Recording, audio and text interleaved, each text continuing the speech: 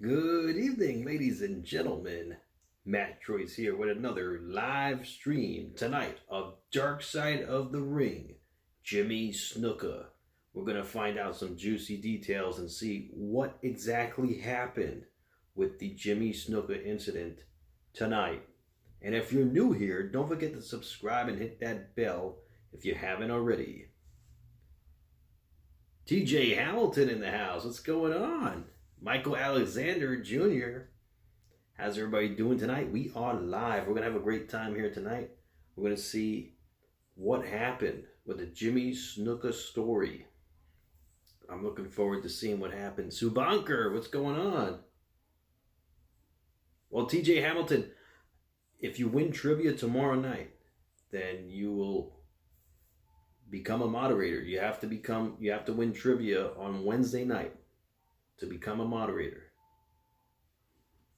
So that is an extra incentive for tomorrow night's live stream. So, and anybody can win. So keep that in mind. How's everybody doing tonight on YouTube? Thank you, Subanker, for liking the stream. I appreciate that, man. Thank you so much. We're not doing trivia tonight. Dalton Hart in the house. What's going on? In fact, guys, if you leave me a like tonight, guys, leave me a like.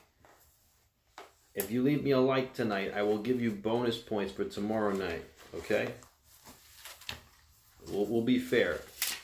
We'll be fair for tomorrow night.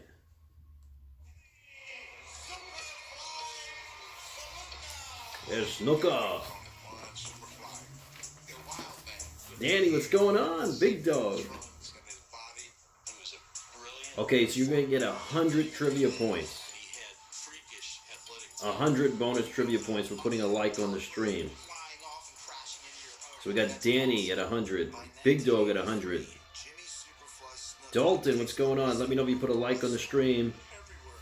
You get 100. 100 bonus points, and tomorrow it'll accumulate to tomorrow. So, thank you, Michael Alexander. 100 points. They're talking about Nancy.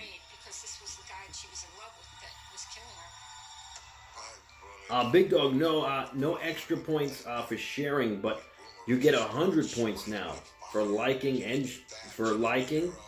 If you want to share, you can do so. I would love it if you did share, but I'm giving you 100 points, even if you just put a like. So. They did nothing, keeping the case open, but hoping that it would just go away. Subanker. You get 100 points. 30 years later, wow. This isn't just Jimmy Snuka's story. This is Nancy Argentino's story. Let's find out what happened. Was it really an accident? Nancy Argentino. We're going to see if something really happened here. I mean, we're going to find out, guys. By the early 1980s, the World Wrestling Federation explodes in popularity. A key ingredient to its massive growth has been in capitalizing on the star power of its most charismatic performers. But the man fans love more than anyone is the Superfly, Jimmy Snuka. Jimmy Snuka, guys. From the moment he joins the WWF, audiences are entranced with his high-flying acrobatics and wild man persona. He is the embodiment of a real life. Yeah, Michael. His universal popularity Me too, man. led many to believe his star would shine forever, but they were wrong. From the Isle of Tonga, well, we're doing Dark Side of the Ring tonight, so it's not we're not doing trivia for tonight. Kid, real name is Sam Batu. To be honest, I wasn't interested in wrestling. I was this kid that was growing up in San Francisco, got into a lot of trouble. I did 6 months in juvie for hitting the bus driver, so I thought, oh shit. For fun, you want to do it for fun? I mean, maybe. All right, we'll see. During a commercial break. Mom's brothers are Alpha and Sika, so they sent me to Alpha and Sika, and they said, all right, this is what we need to do with you. You're going to become a professional wrestler. I was 16 years old. You're talking a young kid that just started in the wrestling world, got thrown out there to the wolves. Somebody has to protect me. And that was the Superfly, Jimmy Snuka. The Superfly, Jimmy Snuka.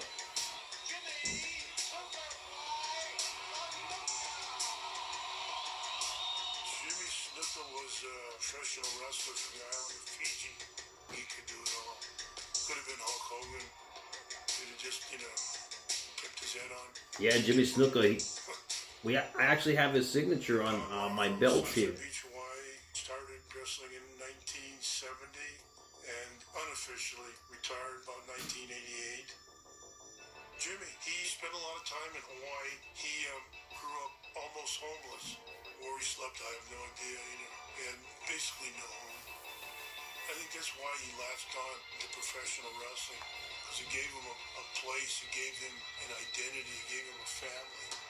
Being accepted by crowd, being accepted by people, and being a hero, being somebody, meant the world to him. Every time Jimmy went in the ring, he'd kneel down. People don't know why he'd do that. Some like people that kneel down when you pray, right? Jimmy kneels down and he does it to respect his fans. That's why Jimmy did it. That's awesome. He did it. He did that to respect his fans. Snuka enters the World Wrestling Federation. Owner Vince That's McMahon awesome. recognizes his star power potential and soon makes Snuka his #1 attraction.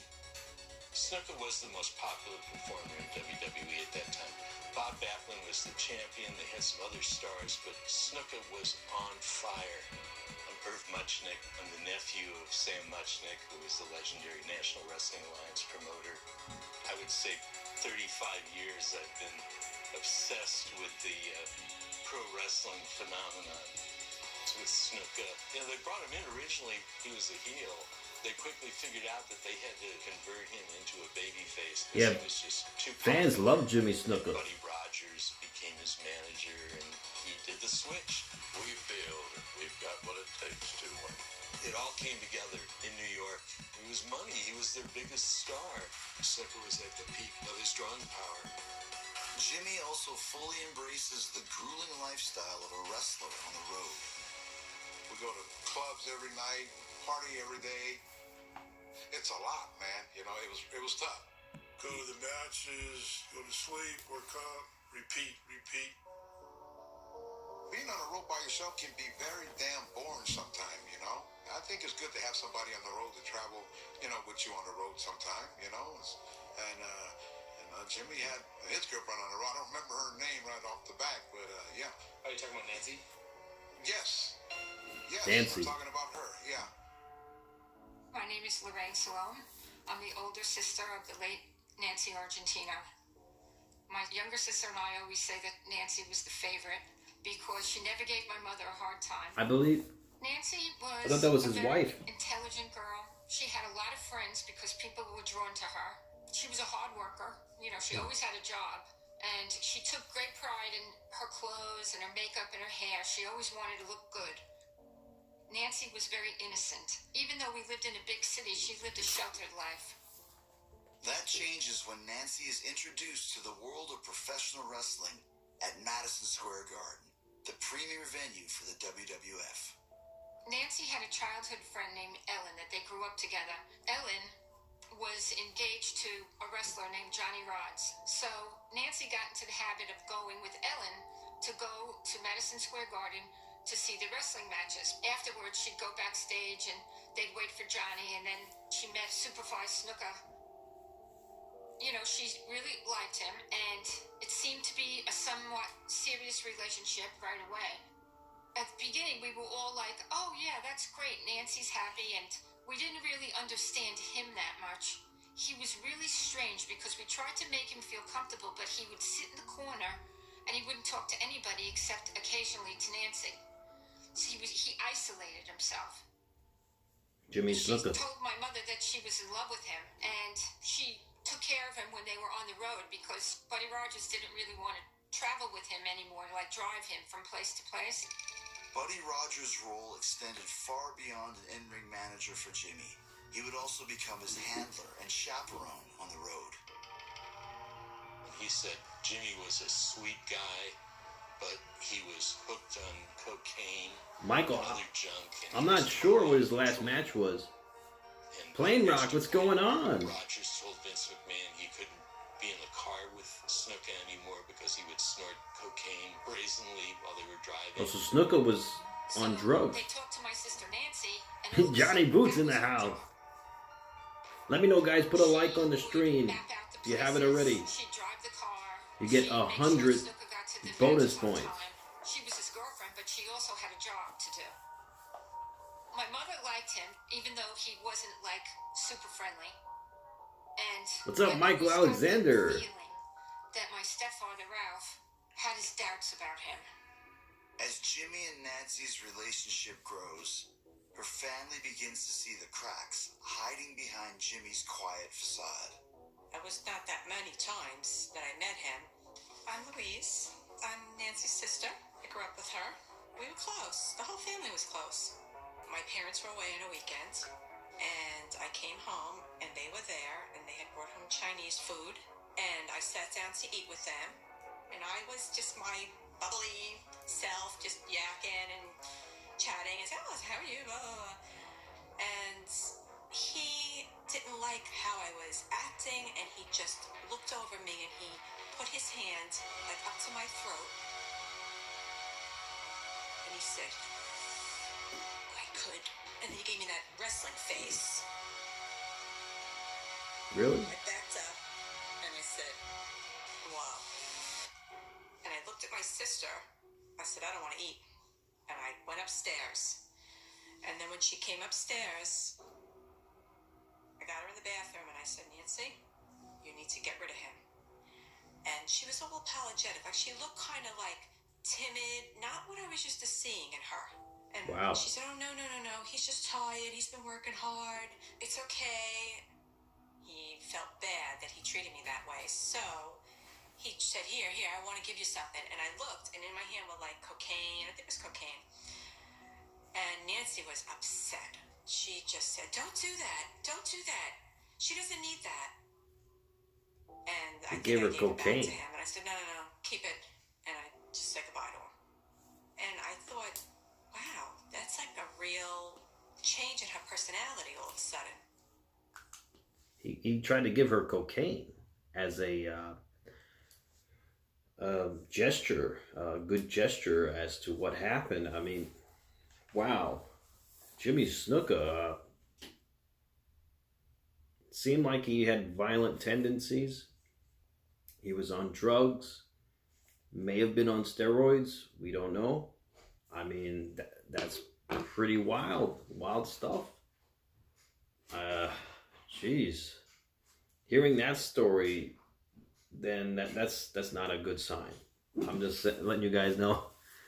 Hey, Johnny Boots, I saw that lobster video, man. Poppy went nuts when you put those lobsters. He had no idea what those were. Not in his wildest dreams. And he has wild dreams. So, Johnny Boots, I would love to see the full video of that. The one that you didn't edit. I would love to see the full video of that. The one you didn't edit. TJ Hamilton.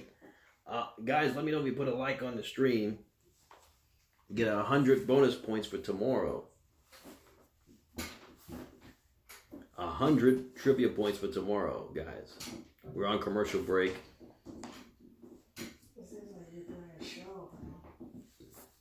TJ Hamilton. Okay, TJ Hamilton, you go up to 100 points, my friend.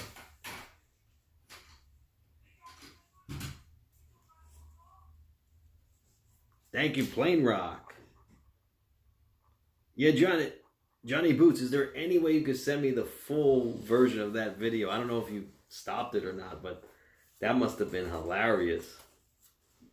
Like, send it to me on WhatsApp or something? Yeah, he must have flipped out, man, because he went nuts, the little part you did show in that video.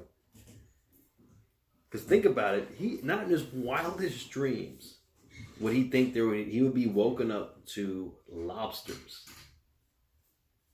Right? Poppy is the man, but still, I mean, he's a wild and crazy dude.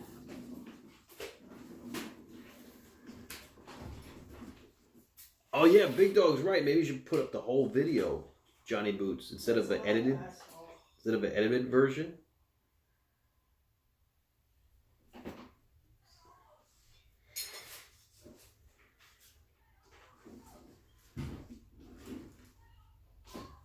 Nice, Michael Alexander. Well, these bonus trivia points will be added on for tomorrow night, just so you guys know.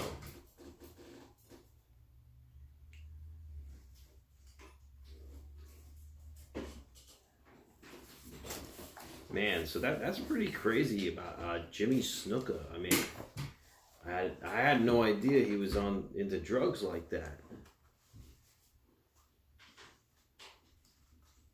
I had no idea. Really?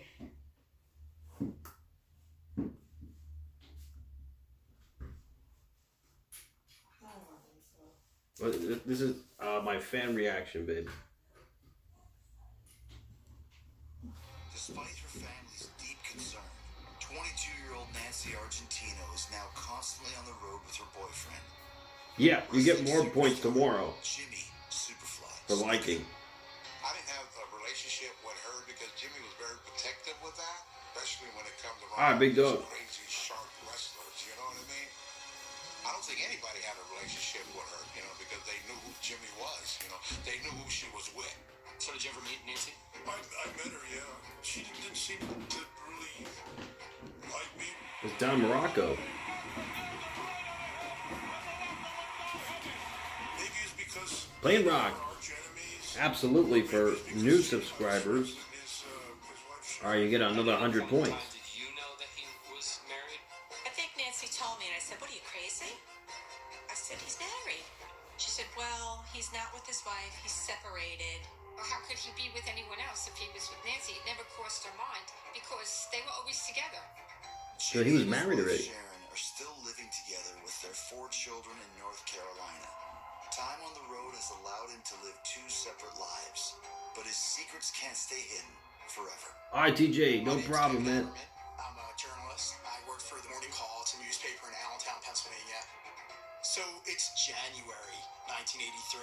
Jimmy Snuka is at Howard Johnson in Salina, New York. He's there with Nancy Argentina. Apparently, other guests are calling the front desk saying, it sounds like a man is beating a woman. I was in my apartment sleeping and I got a phone call at 2 o'clock in the morning from Nancy. She was screaming into the phone, Lorraine, you have to help me. I have to get out of here. I said, what's wrong? She said, he's chasing me. And then the phone went dead. So police respond. Police claim that Jimmy Snuka has Nancy Argentina by the hair, and he's dragging her across the wall and across the floor by her hair. So police attempt to intervene, and they're met with almost superhuman strength by Jimmy Snuka, and he starts resisting arrest and manhandling the police. There were also police dogs who responded. While he's fighting the police, he's also apparently fighting the dogs as well. It was unbelievable. I didn't know what to do because I didn't know where she went. So I waited. And finally, early in the morning, she called me back. I said, Nancy, what happened last night? And she just said, oh, nothing, just a big misunderstanding. What? Arrested on charges of assault and harassment, Snuka is able to avoid jail time with help from Nancy. Right here is That's a copy crazy. of Nancy's affidavit. Signed That by is her. crazy, guys. I'm Adam Clark. I'm a journalist who wrote the 30-year anniversary story about Jimmy Snuka and Nancy Argentina. One of the charges pending against Jimmy S. Snuka is that of assault in the 3rd degree. This charge is said to be as a result of an assault upon me by Jimmy Snuka. I wish to state that he never struck me or intentionally harmed me in any way on January 18th, 1983, nor at any other time in the past. You know, she really was in love with Jimmy Snuka. She rejected her Jimmy statement. Snuka was charged. He ended up pleading guilty to a minor charge of harassment and then donates $1,500 Paris to a local Ronald McDonald house, and, you know, he basically walked away. Then she just went back on the road with him. They were counting on Nancy at that That's point crazy, to get guys. places because nobody wanted to deal with him. He was unpredictable. He was high a lot. So they really put everything on my sister to make sure that he got to the That's right, next Michael stage. Alexander. Back on the WWF circuit, Jimmy and Nancy traveled from town to town across I the know. Northeast. Rest in peace, Jimmy Snuka. I know, man. Stops was Egg Hall in Allentown. Every 3 weeks, the WWF shot syndicated television in Allentown for their A show, which was called Championship Wrestling. The WWF. Rhett, what's going on? Allentown. It had an economic impact. Well, It wasn't uncommon. we're to not see doing Andre the Giant hanging out somewhere donating in the bar, or points see a big star hang out at the George Washington Motor Lodge. tonight. At that We're not exact doing moment donating in points tonight. May, I believe, of 1983, they were shooting some of the big. Yeah, battles he in passed Steve away, Colorado. Johnny Boots. We had strap matches, chain matches, and cage matches. And it was looking good. Snowball was just starting to roll. In the early hours of May 10th, 1983, Jimmy and Nancy arrive in Allentown to tape an episode of Championship Wrestling. Jimmy Snuka leaves the George Washington Motor Lodge and goes to film wrestling. He films a couple sessions, comes back to the motel, and then leaves again. He leaves in the afternoon, and he comes back about 9 p.m. Jimmy heads to his room where Nancy has been all day. Just a few hours later, the motel's other occupants are awoken by a disturbance outside. What woke me up was the sirens. My room was not far from Jimmy's room. There was an ambulance that had been sitting outside Snuka's room. So what's going on over there? I could see the police cars and the ambulance and roped off in some yellow tape. And Snuka leaning up against the cop car. Jimmy looked pretty scared. It was bad. It was very bad. That's not good, guys.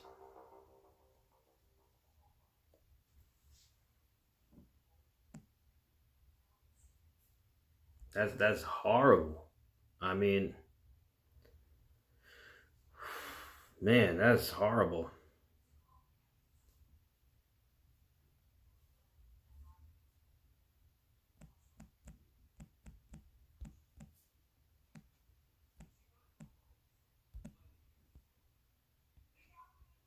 That is so bad, you know, like I guess I don't know what else. I mean, what it could have been. I mean, it was obviously he was on something. Snuka, he was on something.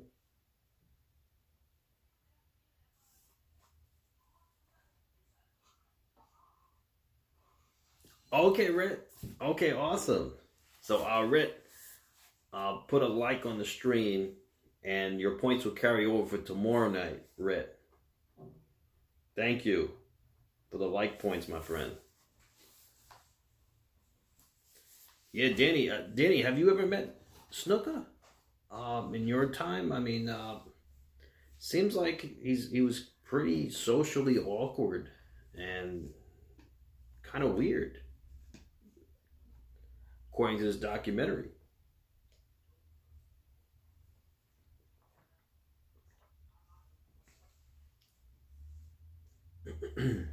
Well, Johnny Boots, definitely post the full video of you throwing the lobsters on Poppy.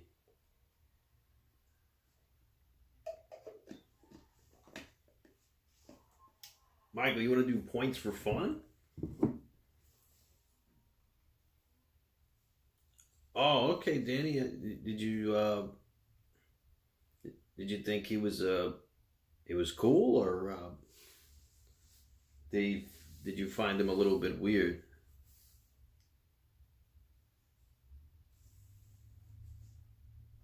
Well, we're doing Dark Side of the Ring tonight, guys. What? Maybe a little bit later we may do a little trivia for fun if you guys stick around.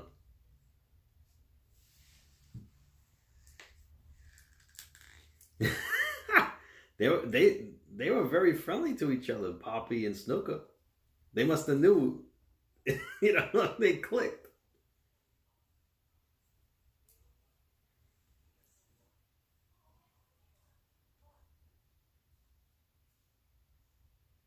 Oh, Danny, you thought he was an awesome guy. That's awesome. So, yeah, when we met him, he was a nice guy too. He was great too. Really, Plain Rock? You met Jerry Lawler. How was he? Yeah, Boots, we all want that full video up.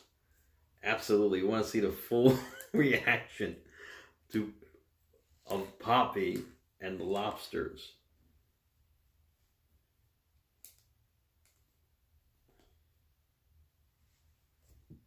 All right, we're back.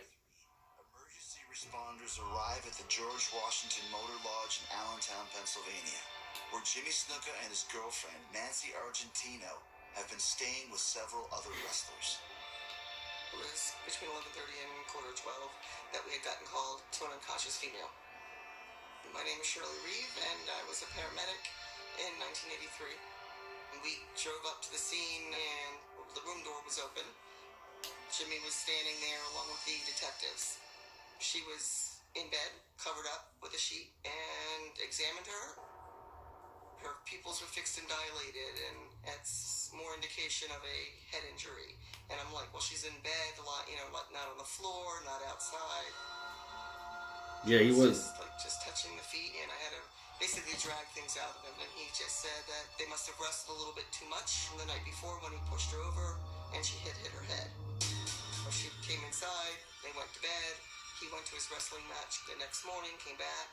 She was still conscious, but I guess was becoming a little bit lethargic or sleepy. So he just said, well, I'm going to go to my match. I'll come back and check on you later on. So when he came back later on, then she wasn't responding. She was having difficulty breathing, and that's when he called the ambulance. Really? I did do an intubation, put an airway in. They started the line. We gave her some drugs and just took her in. Oh, Plain Rock, don't worry. At the hospital. It's all right. They're trying to revive Nancy. He's starting to tell person after person what happened. And at that point in time, when police interview all of these witnesses in the ER, they all say that Snuka mentioned some sort of conflict, either shoving, striking, that somehow he physically pushed or struck Nancy, and she fell down and hit her head. I was in my room, dead sleep. It was about 3:30, 4 o'clock in the morning, and the phone rings. Uh-oh. They pick it up, and they say, this is the Lehigh Valley Hospital. Can I speak to Caroline Argentino? So I get up, and I go in my mother's room, and I wake her up. I said, Mom, the hospital's on the phone. And she comes to my bed, and I hear her say, is she going to be all right? And then I hear her say, dead. Dead? Yeah. So Jimmy, he got on the phone, and as far as I can recall, he started blubbering and saying that, oh, it was an accident. It was an accident. She fell and hit her head. She hung up the phone. She went and told my father, and then my sister Lorraine. It was like we were all walking around like zombies because we were in shock. We just couldn't believe it. We never thought that it would end up like that.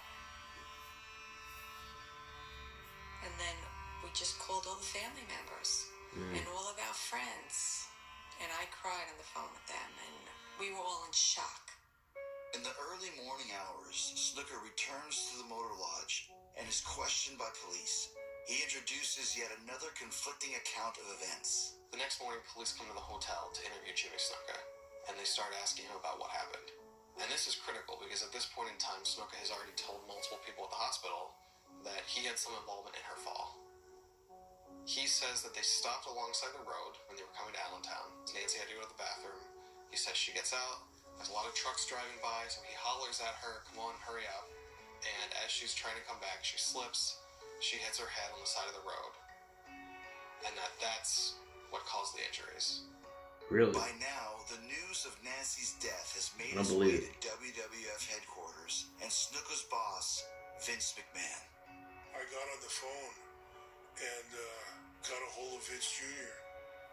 Vince says, have you heard anything about Snuka and his girlfriend? I said, as a matter of fact, here I am with Lieutenant so-and-so. And I put him on the phone to Vince. McMahon informs police that Snuka will continue to cooperate with the investigation, and his star performer is released without charge. Wow. At At what point did you guys as a family start to feel like maybe this isn't an accident? Well, Nancy's funeral was so disturbing. Traditional Italian funerals in those days, you were laid out for 3 days and then you had a mass and then you were buried. The second day, Buddy Rogers walks in with Snuka and he's wearing flip-flops and these really, really short shorts and some kind of tank top. Buddy Rogers was leading him around, pretty much. Then he went over to the coffin and he started crying on the coffin and touching her, and my father had to pull him off the coffin. I asked my mother, did he say anything to you? Did he say how sorry he was? And she said no. He said, she looks terrible. Yeah, that's horrible. Now that was a pretty weird thing to say. You know, of course she looks terrible. She's dead. The undertaker came over to my stepfather and he said, you know, I have to tell you, this is disturbing because we had a hard time getting her to look good because she had a huge bruise around her neck and she had multiple cuts and abrasions all over her body. Wow. Then I think, you know, my stepfather knew that something was terribly wrong about the way she died. Wow. And they didn't investigate that? Wow. So she had bruises, abrasions. Wow. Fire with Kenny. Yeah, I think it's true. It's true. Yeah, that is horrible. That's so bad. That's so bad. Man. Fire with Kenny. Just so you know, I'm giving like points tonight. So give me a like and you get 100 points. And those points will carry on until tomorrow night. Mike Bushnell in the house. What's going on? Renzo, how you doing, man? 100 bonus trivia points to everybody for tomorrow. Johnny Boots gets 100 points. Nice, Renzo. Yes, Johnny Boots, we need that full version on your YouTube channel tonight. We definitely need the full version. Fire with Kenny gets 100 points for tomorrow. What's up, Ryan Armstrong? How you doing, man?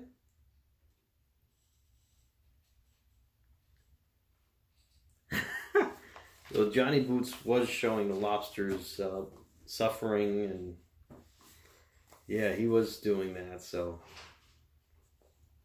but in any case, I think that was hilarious when Poppy woke up to that.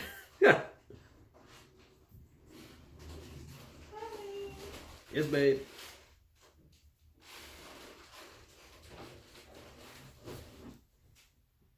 I'll be done soon.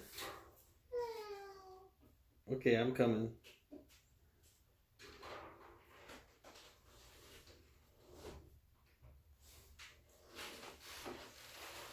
Really? I didn't know that. Fire with Kenny.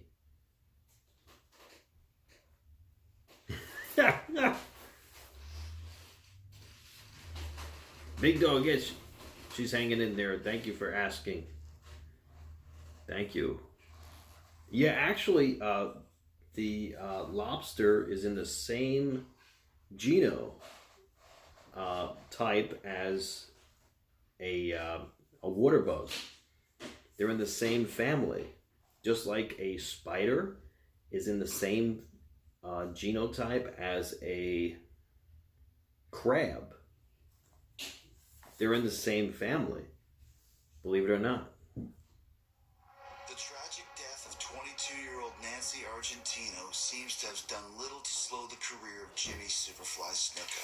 Look what I got next to her. In the summer of 1983, and just a few weeks after her passing, Snuka is back, continuing his storyline with adversary Don Morocco.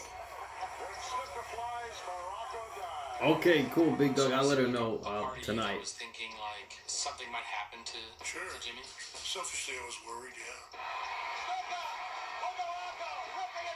just out of my own selfish motivation.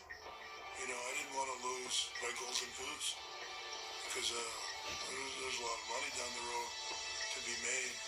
Their feud culminates in a legendary cage match at Madison Square Garden, which becomes a career-defining moment for the Superfly. This is when he jumped off the cage. All over the country to see this match. We just set the place on fire.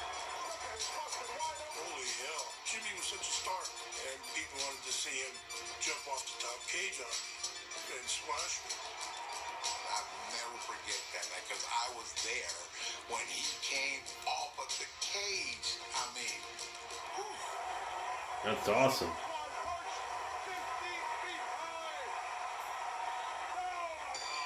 Wow. They just rocked New York. Jimmy, That was the moment tried right things there. that people never tried before. He was a high flyer. He probably spent more time off the mat than on the mat. Carol Snuka. I was married to Jimmy Snuka. I was with Jimmy for 20-some years. So she was married to Jimmy. Sometimes, every now and then, somebody would make a comment and said something about, I know what you did, Jimmy. I'm going to be waiting for you.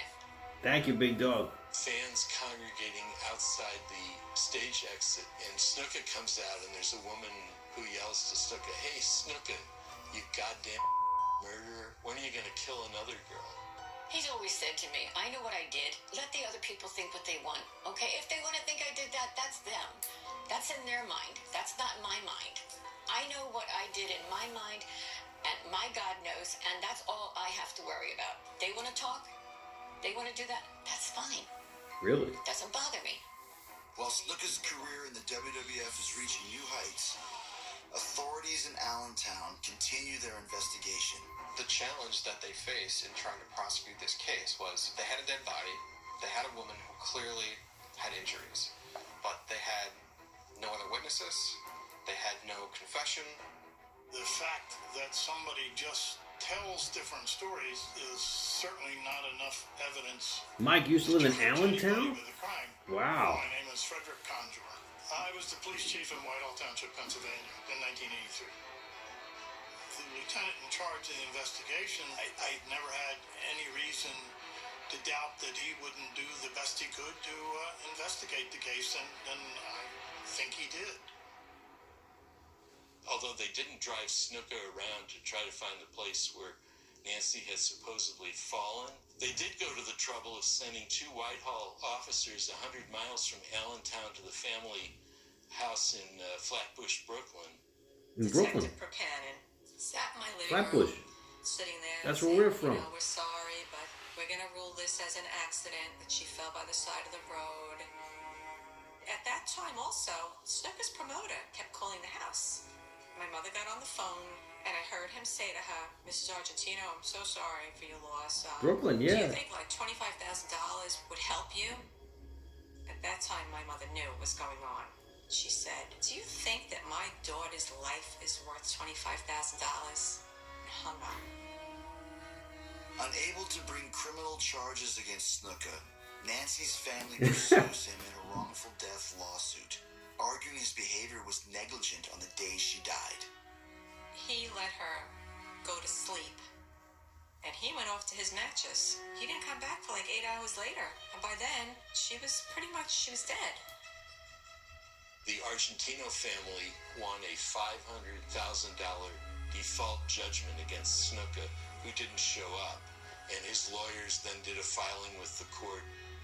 Snuka hadn't paid them. The family never collected a dime of that $500,000 judgment. He declared bankruptcy. Jimmy's family and Jimmy didn't do anything about it. They never went. They never showed up. They didn't do anything. I don't know who advised him on that, but I feel it was the wrong decision. I think it should have been handled right then and there. My mother just gave up. She threw in the towel. You know, she had a very hard time dealing with it. Very hard. We all were so disgusted with the Jimmy whole Snuka thing. claimed We just had bankruptcy. to get on with our lives. His drug problems got worse at that point, and then he became unreliable altogether, and WWF/WWE had no use for him. And I think the half-life of Jimmy Snuka's career and his decline owes to guilt over exactly what happened with Nancy Argentino is pure speculation, but it couldn't have helped. And so he did the descent of the wrestler and went to the AWA, went to finally the indie circuit, and finally, the autograph shows where you're not doing anything except signing your name for people who remember you when.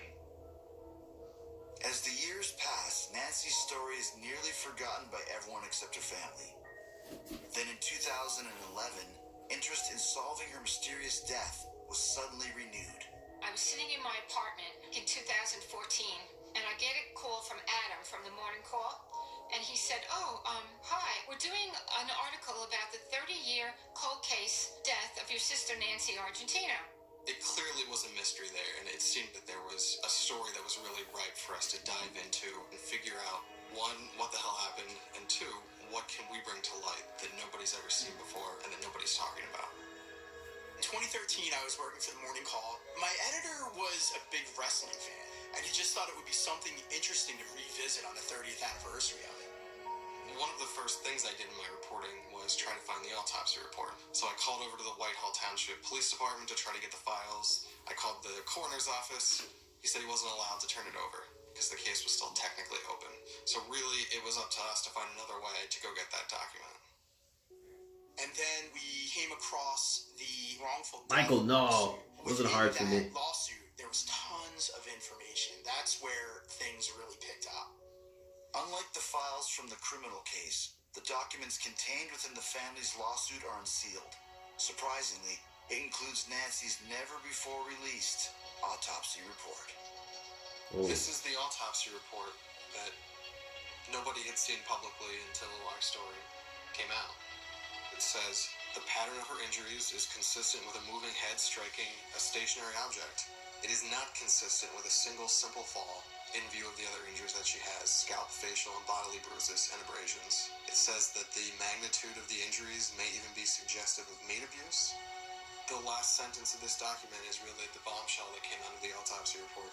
And it says, I believe that the case should be investigated as a homicide until proven otherwise. Ooh. And it's signed by Dr. Mahomes. As a homicide, meaning he murdered her. Jeez. Wow. So that's horrible. That is horrible. I knew Vince McMahon paid to cover this up, but yeah, I mean, oh man, that's crazy. So this really solidifies the fact that he really did this. He really did it, guys.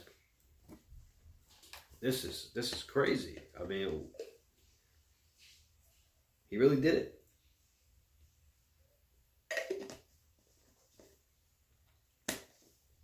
There was speculation until now. This is pretty evident.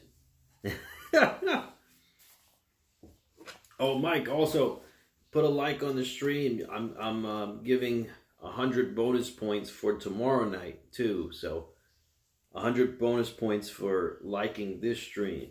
So let me know if you put a like.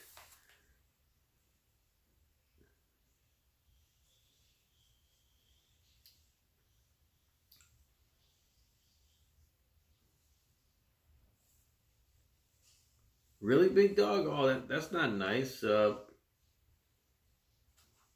you shouldn't make fun of anybody for if they have a disability. That's not cool.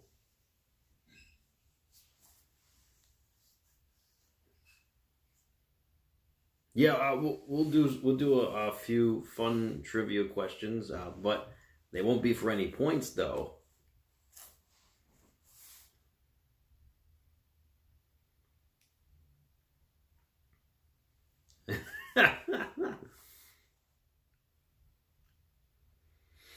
Jeez, that's so crazy. I mean, jeez. So this is pretty evident that he did it. So,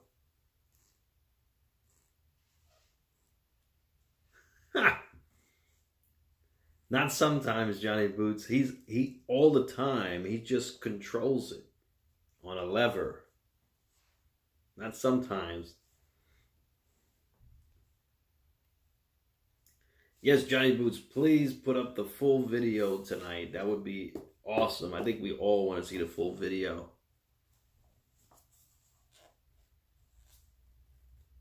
Oh, really, Firewood Kenny? Well, so what are you talking about then, big dog?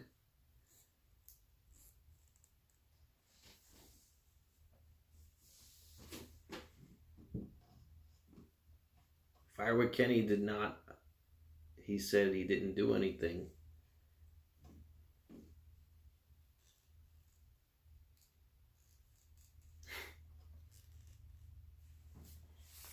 I mean, that's crazy.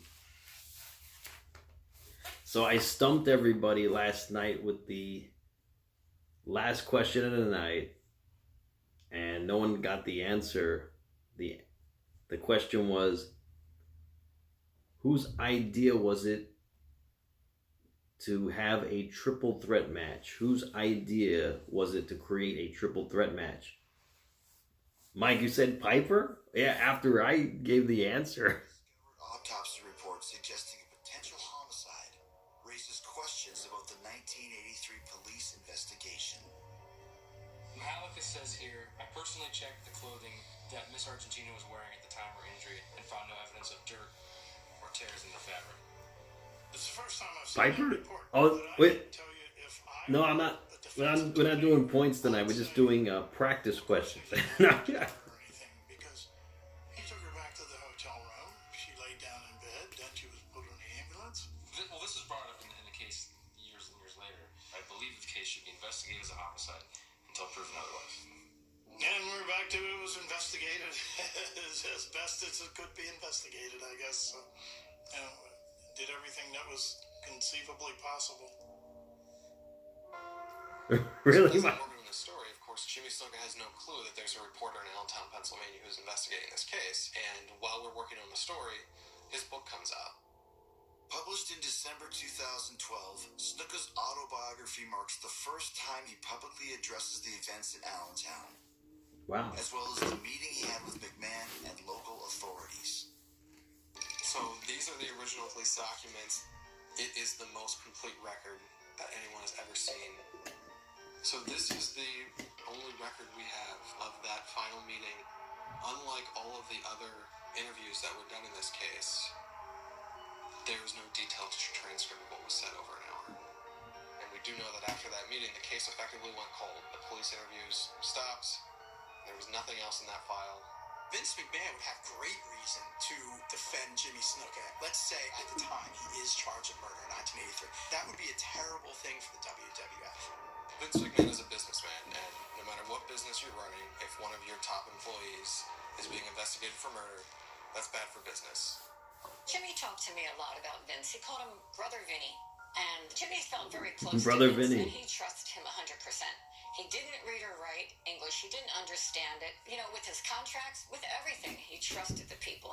He actually said moderators. that one time, people would come to him. Exactly before what a Danny match, and he'd said. say, Moderators, "Sign this, or you have I can to pay it set after an the show." example for He would everybody. sign You papers. shouldn't be I had arguing no with one idea what another. they said. And I tried to find out what happened in that room back in '83, and nobody knows. Jimmy said to me, Vince came down with his briefcase and said to him, "It's over, don't worry about it, it's done." And he thought it was done.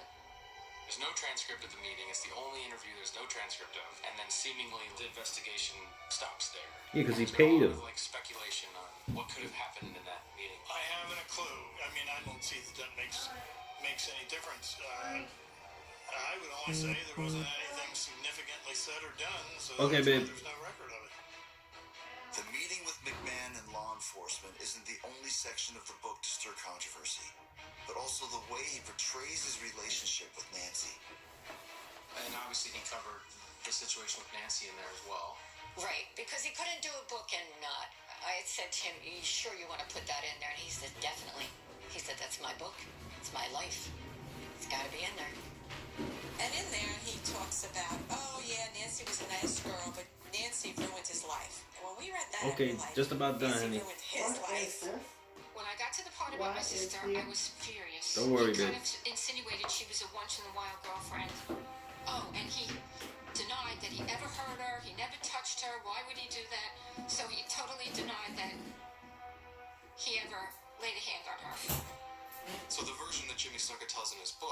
very similar to what he told in 1983, but it's not exactly the same. Jacob, what's going on? Over the years, as he talked about this in some radio interviews. Put a like on the stream, you get 100 bonus points. Let me know if you do. Just slightly different with some of the details. She got out and wanted to go use the bathroom, pulled over to the side.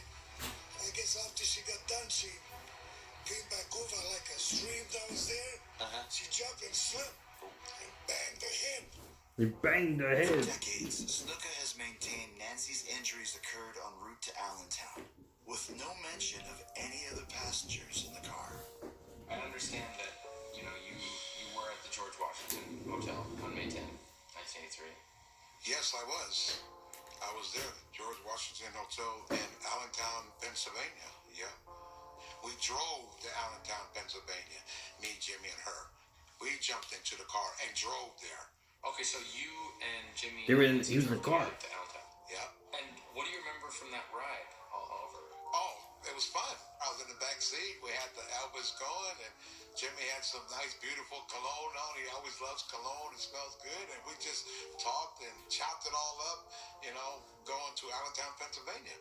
Yeah. As soon as we arrived there to Allentown, Jimmy and Nancy went their way, their room, and I went my way to my room. And that's when all that stuff took place when Nancy got killed that night. He said Nancy got What killed. kind of his story was that he had told about what had happened with Nancy? I don't really know what Jimmy told the police. Yeah, it was basically that they were driving, coming into Allentown, and she had to use the restroom, and so she walked outside the car, and she fell while she was using the bathroom outside the car. Do you remember that story at all? No, I don't remember that story. Did you ever have any personal interactions with Snuka yourself, or not? Not that I recall that I actually... Well, here's the thing. The only reason I'm mentioning that is because the person that was just in this house before you... said he was in the car? Said he was in the car. So, and he's never told a story before. And so had you ever heard that there could have been a third person in the car? When you ask me about that, I somehow had heard that. But, I mean, if you pinned me down and said what day, time, who was this person, but there was never any contradiction to Snuka's story. Yeah, we're talking 30 years ago. So I did talk to Sam Fatu, and I think that might be confused because he's never told me that. But, the wrestlers, they're not lying. It's just they don't remember the whole thing. They don't remember the whole thing. Oh, man. It's so evident what happened here. He does, right, Mike? I know.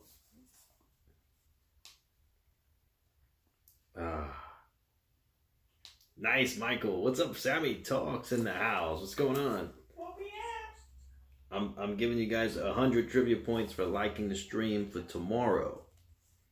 So you guys have the extra incentive so that for tomorrow you guys will have the added points. The top trivia score becomes moderator. And if you're already a moderator, you could get to choose a moderator. Oh, Mike, yeah, if I did that, forget it. We'll never hear the end of it. I'll be sleeping outside if that happened. If I did that.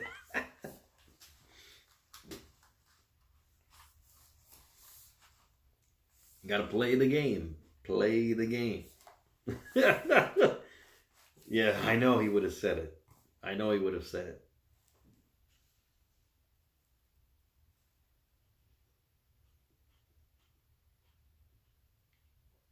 Big Dog, well, I don't see how he's rude to you, though. That's the thing. It's very weird that you mentioned that. Hold on, guys. Let me fix my microphone.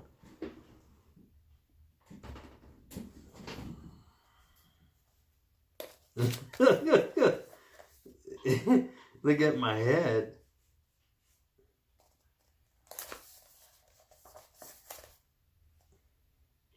game's playing me now? Honey, come on. I'm always playing the game.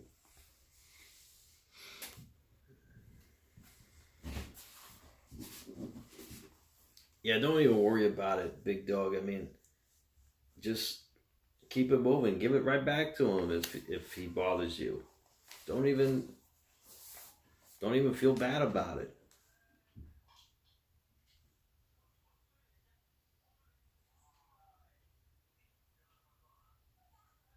All right, we're back. Report is uncovered. The Lehigh County Attorney's Office responds to intense public pressure and announces Nancy Argentino's death is being officially reinvestigated. Reinvestigated, 2014. In how the district attorney's office handled the case in 1983 versus how the district attorney's office handled the case in 2013 was the district attorney's office in 2013 ultimately put it to the people. We are going to put this in front of a grand jury. Sure enough, the grand jury thinks there should be charges filed in this case. Jimmy Snuka should be charged with murder. Awesome. September 1st, 2015, Jimmy Snuka is arrested and charged with third-degree murder. Third-degree murder. He's now 72 years old, and only a month earlier had announced he was suffering from stomach cancer. There's a few articles that we saved over the years, this being one of them. It's really happening. After all these years, better late than never. When I started working on this, I never thought that just a couple years later, this story, my story, would become a headline everywhere. It was one of the biggest stars in the history of professional wrestling being arrested and being charged with murder because of a story in the local newspaper. That just doesn't happen, and it was surreal then, and it's still surreal now. Wow. Jimmy's health during the trial was really bad. He didn't understand anything at that point. He had too much brain damage. Honestly, I think it was a blessing because when he went through the courts, he didn't know what it was about. And I think if he had known what it was about, it would have been devastating to him. They had a series of hearings. He had too much brain and damage. All of a sudden, Snuka's lawyer said, he has brain damage because he took so many blows to the head. So he is not capable of standing trial. His attorney had argued that his dementia was so bad that he didn't even realize what was going on. And the judge basically ruled that he was unfit to stand trial, and specifically she felt that he was mentally unfit to stand trial. For Nancy's family, seeing Snuka confronted with his past in a courtroom is the only justice they'll ever get. Everybody was talking about it. They knew what he did. So we were happy that he got somewhat of punishment for Nancy. Yeah, Boots, you're right. It hurted me bad because I know what type of person he is. I can't see Jimmy. 2014, that was when we met him. Right, Boots? 2013, 2014. We met him at WrestleMania 29. He was all there when we met him. They were lying. They're lying. The event occurs in 1983. We go 30 years before charges are filed. Charges are filed. But then a judge rules that Jimmy Snuka is incompetent to stand trial. So he never gets to fully clear his name.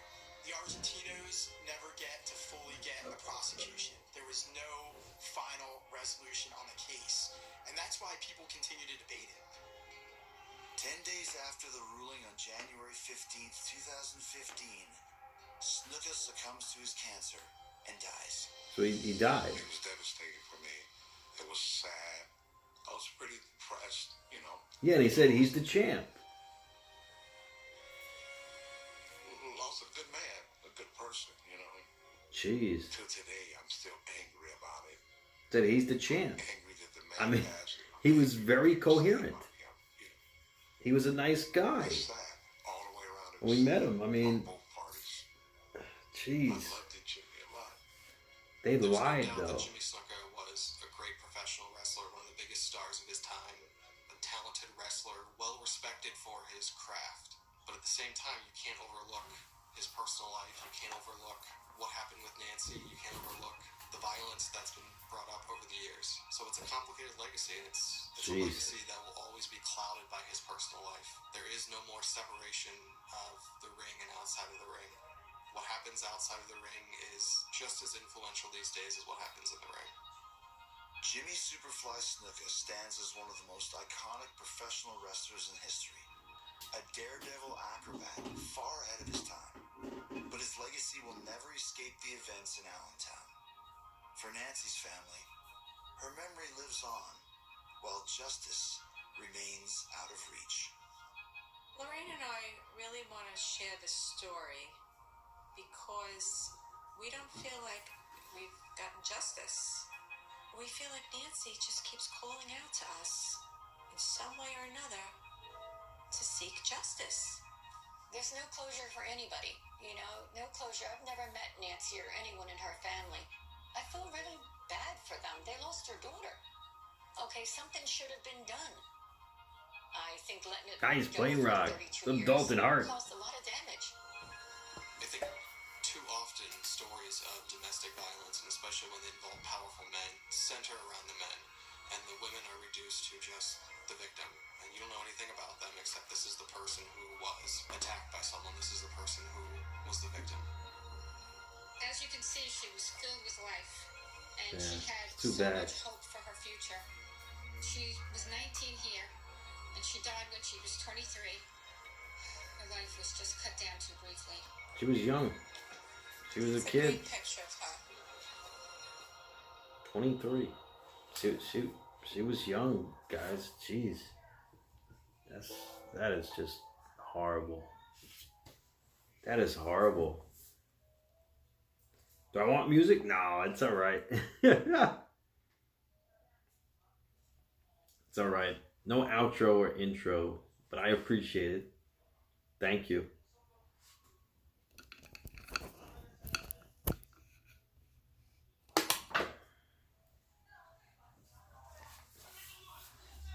Yeah, I mean, it's just, it's really a shame. It's really a shame what happened.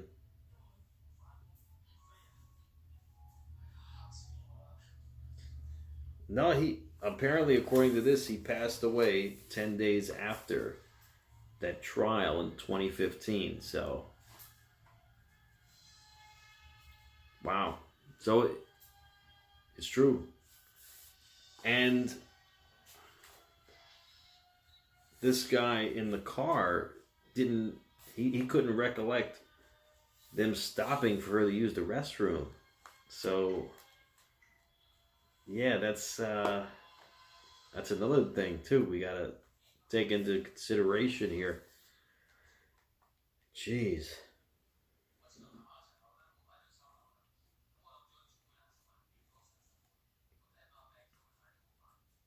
That is so crazy.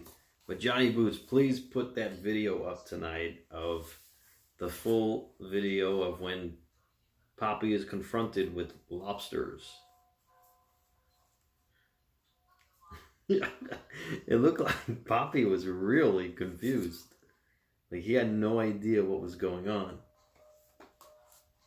Not that he knows anyway, but still, he really didn't know what was going on.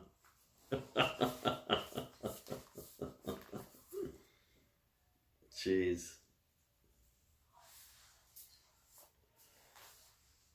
Man, that is so crazy, guys.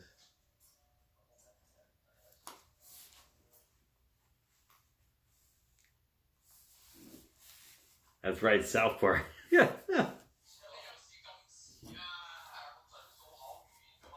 Oh, the camera cut off? Oh, that's too bad. That would have been platinum gold. Honey, yeah. Mm-hmm. You see, like Okay, I'm almost done. this is what it said for an hour ago. It's like 2 hours ahead. I know, I'm almost done, babe. Uh-huh. See, you guys, he liked you more than me. That's not true. Yes, it is. That's not true. Yes, it is.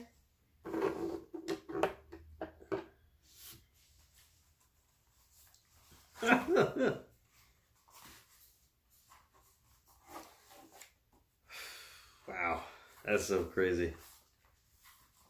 What are you doing?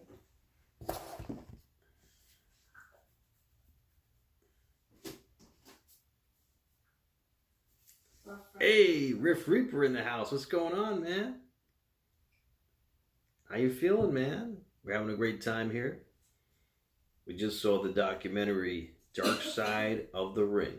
Dark Side of the Ring, and I gotta say, Jimmy Snuka, it's very evident now that apparently he did what a lot of people said happened. So, yeah, that's crazy.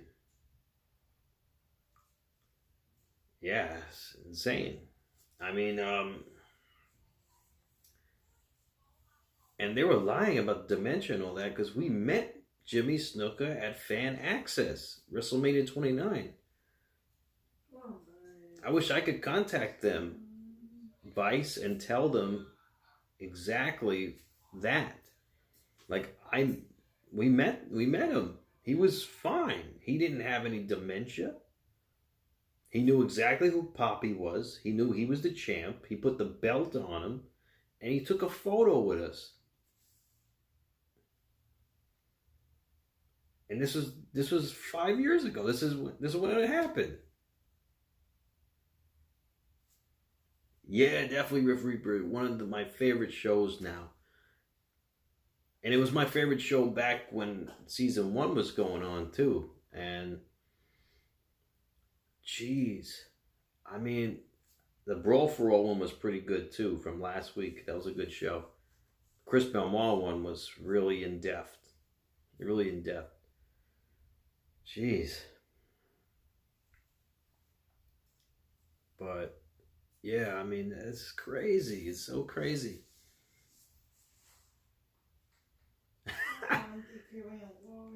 No, he didn't offer us a coconut, but he took a glance at all of us, and Johnny Boots, myself, Poppy, and he said, he's the champ to Poppy. Put the title, he signed the title, put the title on him, and we all took a picture together. He really liked Poppy a lot. He loved him.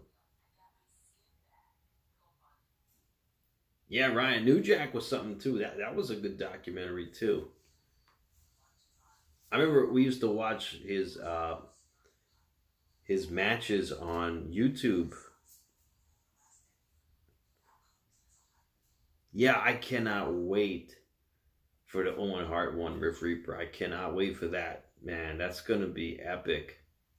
You know, they didn't say what the next episode is going to be next week. Babe, you remember Jimmy Snuka? No, I remember right now it's 11:07.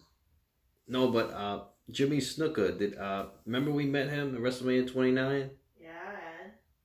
The Superfly? Yeah. Apparently, he was involved with a murder in the 80s. Oh. So, yeah, they were charging him with murder, like he killed his girlfriend in the 80s. Are you planning to do the same thing? No, but did you get that vibe from him when you met him? I don't know. Did you find like he was a nice guy or? Hey, he's not my type, alright? Crazy nut. No, I mean, like, did you think? No, would you think that he would be capable of that? Do I look like CSI to you?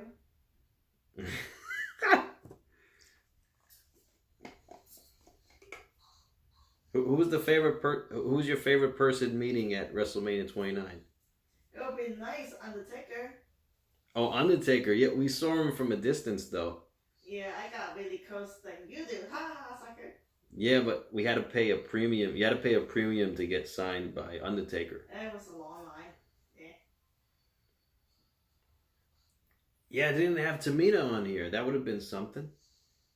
But well, who's your favorite person meeting? You talking to me? Or are you talking to the fan? Talking to you. I thought you were done with the show. No, I'm almost done though. It's 11.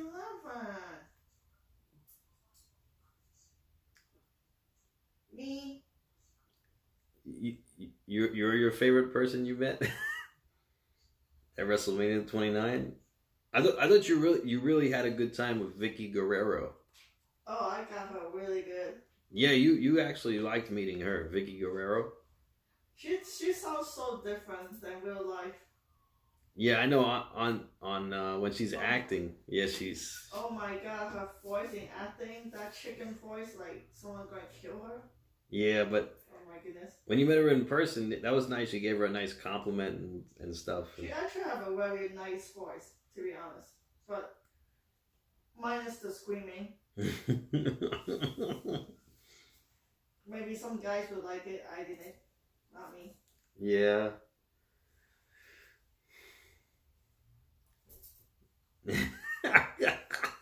Why? What about you, honey? My favorite person, my favorite person we met at WrestleMania 29. That's a good question. Was the diva? Not the Bellas. I mean, the Bellas were cool, but yeah, the big booty. Not the Bellas. Who else did we meet? We met Great Khali. That guy was a big guy. Great Khali was big. I'd say Dusty Rhodes. Dusty Rhodes is my favorite. Dusty Rhodes? He was there? Yeah, the American Dream, Dusty Rhodes. I don't remember. You met him too. I don't remember. What did I like? Dusty Rhodes. The American Dream, Dusty Rhodes. The one with the golden shirt? I think he had glasses on. He was sitting down. Is the same size there? Yeah. Oh, that dude. Yeah, he was a little old. He was older, yeah. Oh, he was like really. Yay! I don't know. I think maybe he's like Asian. Oh yeah, he liked you, huh? he perked up when he saw you. he perked up when he saw you. Mr. Krabs, what's going on? But the fun part was like the WrestleMania. That was hilarious. Oh yeah, WrestleMania, yeah. We had a good time. Got so quiet and then I stopped like, boring. Oh yeah, I remember that chant, yeah. He was like, what? Who's in that? Yeah, Cena looked right over at us, He right? stared at us straight and I was like, oops. Twice. And then we saw Cena in the backstage. Yeah. Yeah, he was nice though. He was nice. Yeah, he's okay. He'll just pass by. I wish I could, Danny, but you know she wouldn't want that. What? No, you don't want to be seen on film. Thank you, Danny. Yeah. I don't need that 5-second minute, alright? 5 seconds.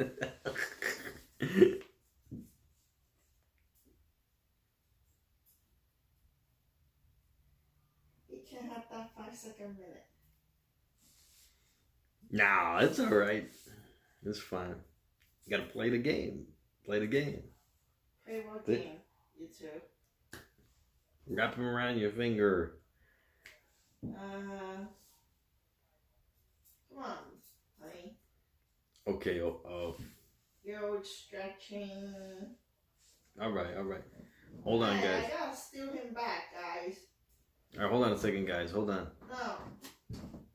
Hold on, guys. I'll be right back. Hold on. See? You think you more than you like me. No. That's a lucky devil. That's not true. Yes, it is. You can't go sleep over there tonight. No.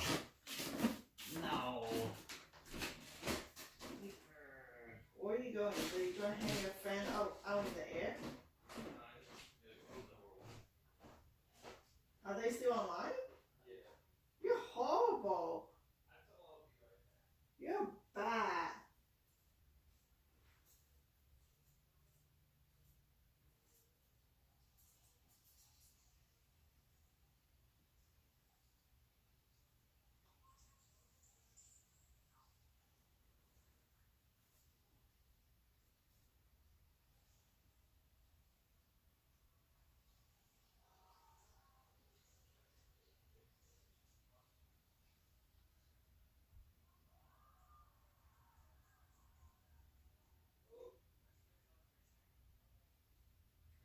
Siri!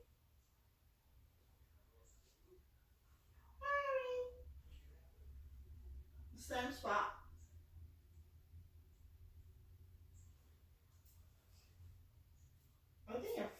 it's like gonna go crash.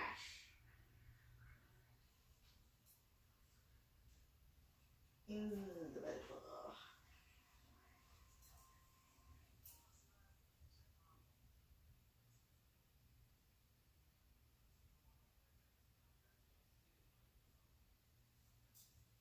It's there. It tied it up.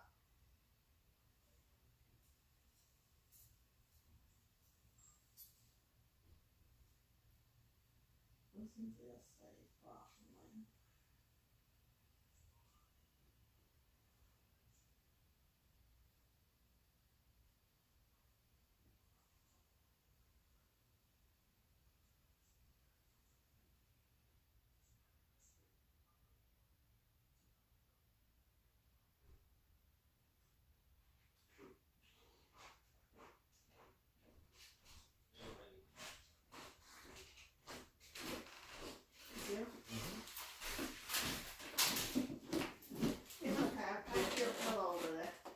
No, no pillow. I'm almost done.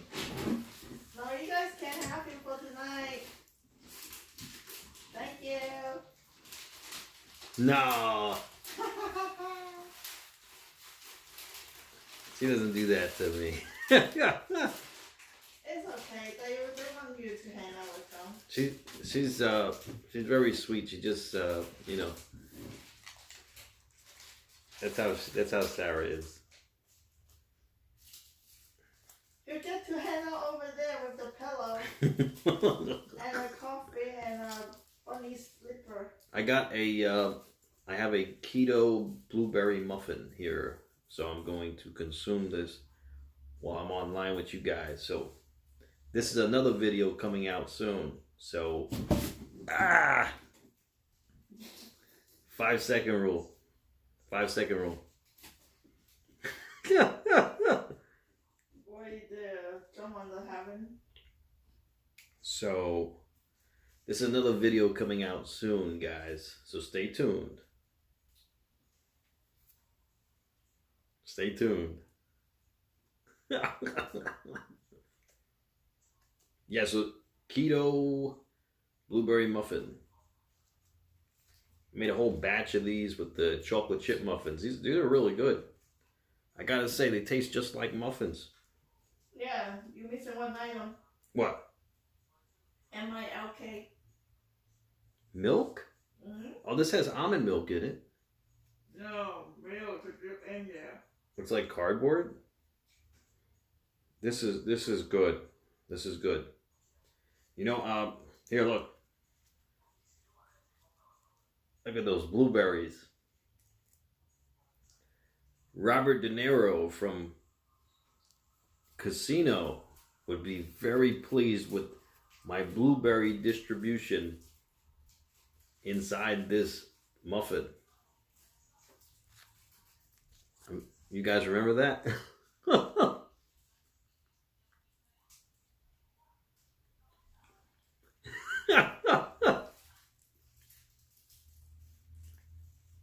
No, I couldn't do that, Mike. That's not nice. What? Oh boy. What are you trying to do? You two rascals. Very good.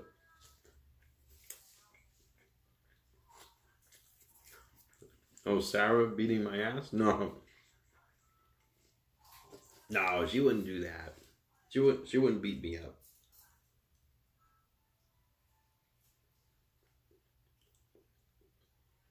Who always say I'm beating your butt? I want an equal amount of blueberries in each muffin. You know how long it's going to take? I don't care how long it takes. But Robert De Niro will be very happy. In fact, in this video, I believe Robert De Niro will have a small cameo in my video. Just for a few seconds. And that should go under fair use. Gary McCartney in the house. What's up, man? How you doing?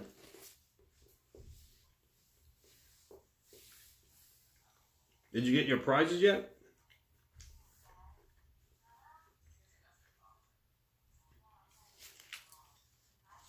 We're having a great time here. We're waiting for After Dark. After Dark's going to come on in about 10 minutes. So, just had a keto blueberry muffin. Our prizes, well, we do prizes on pay-per-views. The top 3 trivia scores at pay-per-views win prizes.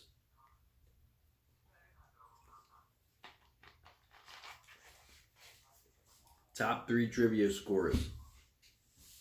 So, I'll show you what prizes that I do have available. So we have a Bray Wyatt figure, Finn Balor,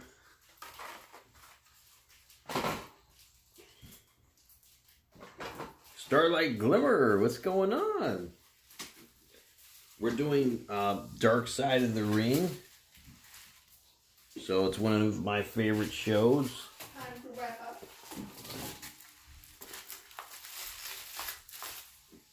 Yeah, I'm sure it'll come too, Gary. I'm sure it'll come too. Horror movie. We have a Triple H figure here. You can't really see it though. It's really tightly bubble wrapped. So it came in my new shipment of figures. Roman Reigns. Don't show it to them. Well, I want them to know what they're getting. Sami Zayn. I don't know if you can see it.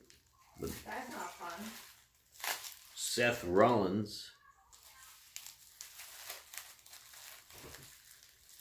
Plain Rock, a 24-hour stream. I've never done that. The longest stream I ever did was 8 hours. 8 hours. And that was for actually 9 hours. That was last year's WrestleMania. Remember Johnny Boots? We were in the hotel. And I had to work that night. So Johnny Bots took over the stream. And I came back after work and finished the stream. And we have a full-size Daniel Bryan here. Full size. So, yeah, those are the figures. And then Ryan Armstrong, day 77. Thanksgiving stream wasn't the longest though. Days it was only that was only about 3 hours, believe it or not. Guys, if you're just joining me and joining all of us on the stream, put a like on the stream. You're gonna get 100 bonus points for tomorrow. So let me know if you put a like. So top trivia score tomorrow becomes moderator. And not only that, if you're already a moderator, you can choose a new moderator or demote a moderator. No, I'm joking about demotion.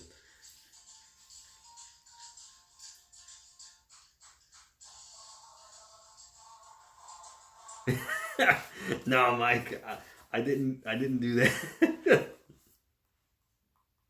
Thank you, Ryan Armstrong. You get 100 points for tomorrow. Well, actually, you know the story about Andre the Giant? Like how he would he would drink all the beers, right? Drink a whole bunch of cases of beers and not have to go to the bathroom once. I'm not saying I'm Andre the Giant, but yeah, Zoe Trent. But yes, I could hold it for a very long time. A very long time I could hold it. But I will tell you this, though. What's up, Zoe? Put a like on the stream. If you haven't already, you get 100 bonus points. And those points will carry over till tomorrow. So, yeah. Thank you, Days 77. You get 100 points.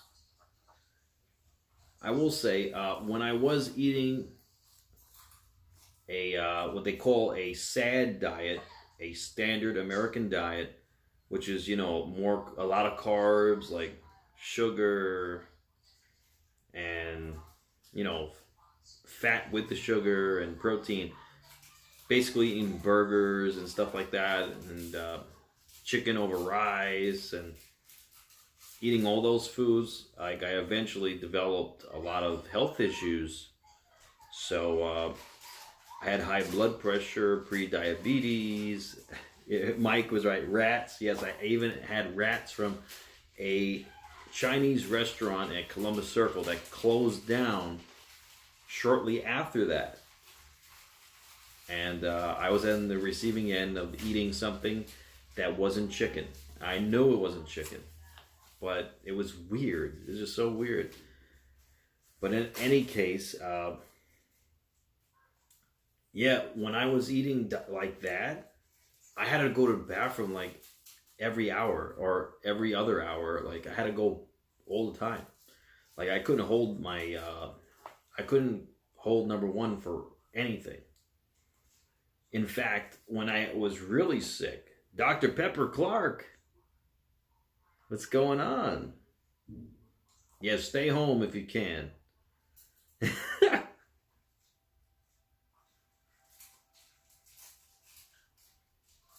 Wow. Gary put a offer on the table. If you donate $100, you won't need to be mod. He'll give you his mod position. That's impressive.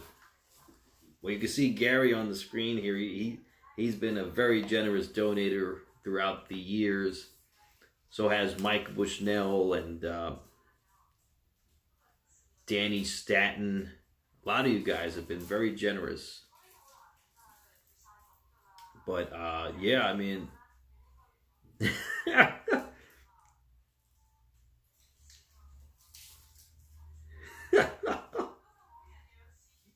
but yeah, like when I was eating like that, I had to go to the bathroom very often. And when I changed my diet within like a month, I felt way better, and I didn't have to go as much. So, which is good, which is awesome. So if you are going very often, that is an indication of something. Just so you guys know, if you are going often, and by no all means, if you drink a lot of liquids, then obviously you're gonna go anyway. Like, I'll have to go if I drink a lot of liquids, but that's normal. But on the regular, like if you have to go often, there might be something not right. And but I reversed everything, absolutely everything, with just changing my diet.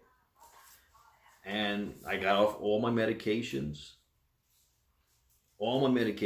everything. I got off everything. And I got my life back, and I feel like a teenager again. Luna Hardy.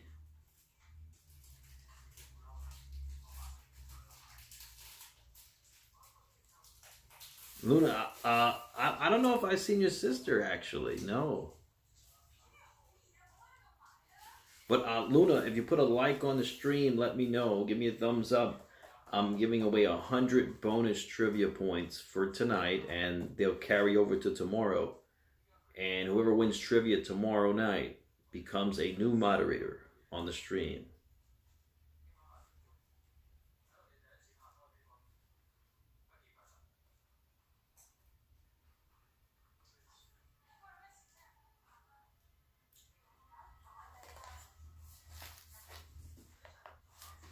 It's all right. Don't worry about it. I mean, there's multiple ways to win. So if you win all the trivia questions, or most of them, you're going to win. You're going to win. So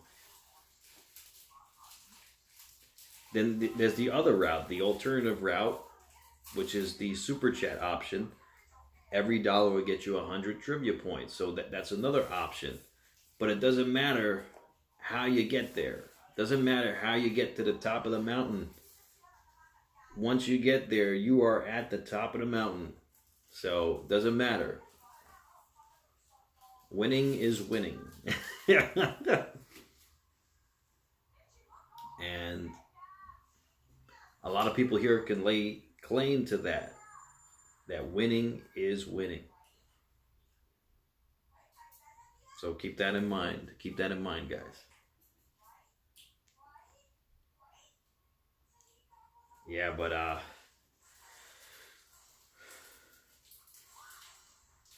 well, Gary, I just finished the fifth trophy for Danny Statton.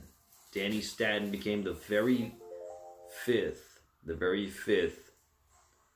Triple Crown winner. So there's only 5 individuals in the world, in the universe, that could lay claim to that, being a Triple Crown trivia champion. Gary, you're one of them.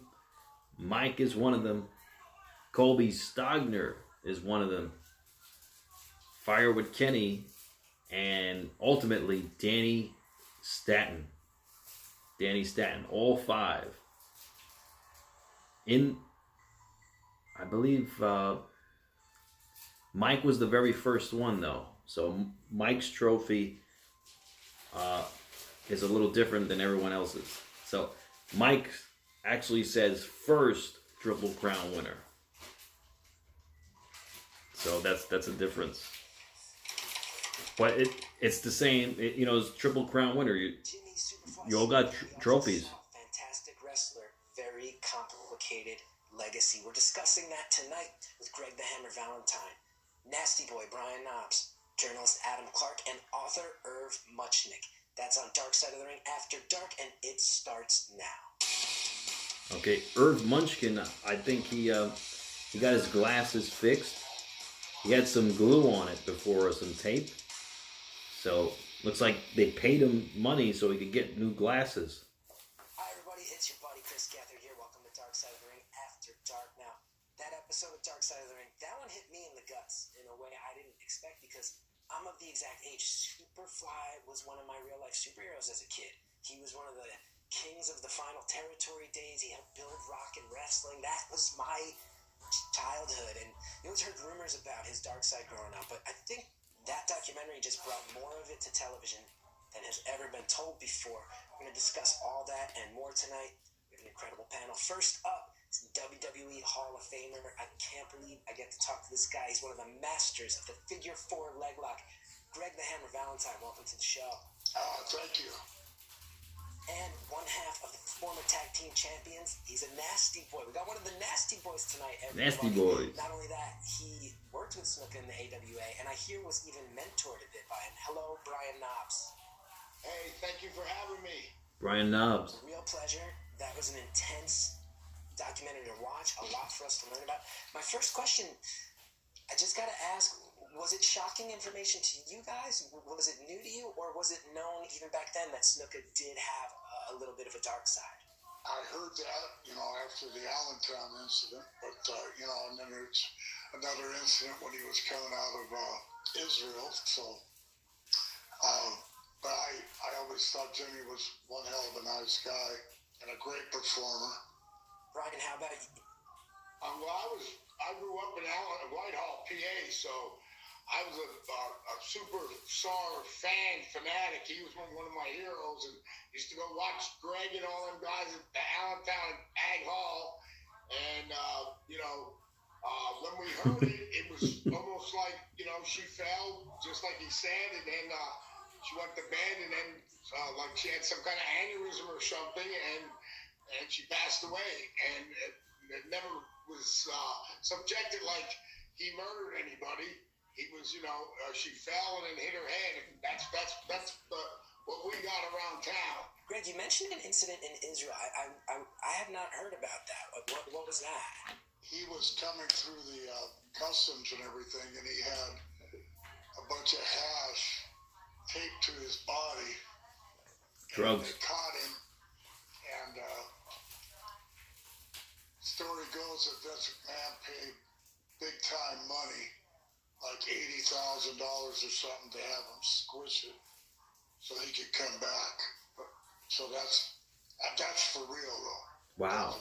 Greg, working with the guy, there were not many people doing what Superfly did back then. I remember when I was a kid, you didn't see many high flyers. It was really intense. Was it hard to work with him with that moveset, or was it a pleasure to be in the ring with the crowd flipping out like that?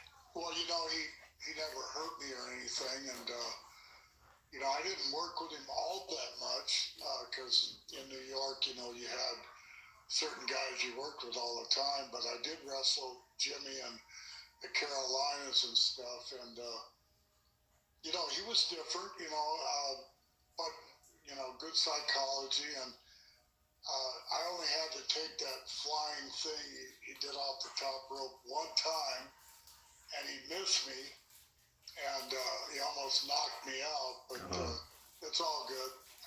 I would have to imagine you're taking those flights off the top of the ring, even the top of the cage sometimes. I gotta say, man, I guess if you need to heal your body up, I can see why you're taping hash all over your body if you need to just relax at the end of the night, huh? That was just part of the culture back then. Yeah, you know, hash, no big deal. It's illegal out here, what the hell? No big deal. We had New Jack and Sandman on last week, and they were just talking about how much they love cocaine, so hash, after that episode, oh my God. Much. Now, Brian, well, that was the 80s, you know? Oh, yeah. Everybody went hard back in the 80s. We've heard the stories. And, Brian, I got to ask, you said you were just a kid in the stands at Ag Hall. Talk about when Superfly came out. What's that? They used to go to Hamburg before Allentown, but yeah, I used to go and watch them all the time. And then Jimmy was a real big mentor in me and Saj first starting out in the AWA, you know. And even one time he was on the main event. I'm telling you, he went and you know, he's the main guy. Me and Saj are setting up the ring. He said, "Brother, I stay with you guys tonight. I helped you break down the ring." He helped us break down the ring, then put it in a truck, and then we're all three sitting in the front driving, and that's when he pulled the old, "Did you ever try Copenhagen? Did you ever try the Copenhagen, brother?" I said, "No, I don't like that stuff, Jimmy. No, you got to try it." So I said, "Okay, I'll take a little pinch." He said, "No, let me do it." And he filled my upper and bottom lip with Copenhagen, and like two minutes later, I was feeling so great, and about a minute after that, I was turning green. I was sick for 2 minutes, and he kept on. Every time I was ready to throw up, he would let down the window and let air come in. You know what I mean? So I was like, oh God. So he pulled a hell of a rip on me that day. And Tom the Kid, Fatu, you know, we wrestled them guys. And the Samoans are a real close-knit family, and they're real good people. They are, and they have always been good to the Nasty Boys, and I'm pretty sure Greg will say the same, you know, about them. I even babysit The Rock, and he's half Samoan, so. When we come back, we got more with Greg the Hammer Valentine, more with Brian Knobs from the Nasty Boys, more cut scenes. Don't change the channel. It's Dark Side of the Ring After Dark. Cut scenes too. That's pretty good. Cut scenes. Jeez. Wow. I mean, no doubt, yeah, he was a good guy, Jimmy Snuka. He was a good guy, but doesn't negate the fact what happened. I mean, really doesn't negate the fact. So, it's crazy. It really is. Well, I'm going to be honest with each and every one of you guys. You guys are being truthful. You guys are doing it. I mean, we have global champions, trivia world champions, and then we have the Triple Crown winners. So, truth be told, all 5 Triple Crown winners won their trophy by either someone donating a title somewhere or getting a title from somebody, or definitely super chatting. But that's a part of the game. Super chatting is a part of the game, but somebody donated a title somewhere along the line. That's how you guys won the Triple Crown. But there hasn't been one person, I don't think there's been one person, a Triple Crown winner, who legitimately, like, won the trivia here, won the trivia there, won the trivia there. I don't think that's ever happened. But it doesn't matter, but I'm just saying that with the loopholes and everything, that you guys were able to find a loophole somewhere and you still won. So that is very impressive. And that's very impressive. So Mike was closest though. Mike, yes, he actually legitimately won 2 titles. And then I remember one night, it was on a Wednesday night, he was going for the title on Wednesday, and he was up against Cortez Mauricio, and Cortez Mauricio beat him in the end. And it was they were neck and neck all night, and then Cortez beat him, but then Cortez Mauricio relinquished the title to Mike. That was very generous, but hey, doesn't matter, Mike still won. Mike still won, though. Mike was the very first Triple Crown winner because of it. So that's, truth be told, that's how it happened. So, but I will also say this, though. I remember on Wednesday nights, we weren't accepting donations for trivia as well. So if maybe the donation thing was a thing on Wednesday, maybe Mike would have won with maybe he would have donated a little bit here or there. Maybe he would have legitimately won. But who knows?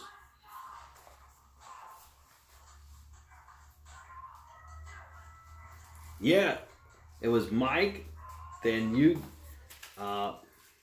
Gary, yes, and then Colby Stogner, then Firewood Kenny, and then ultimately Danny Stanton. And we're going to see if we're going to have another Triple Crown winner. We have 3 different champions now. So, but it can happen. It can happen next pay-per-view.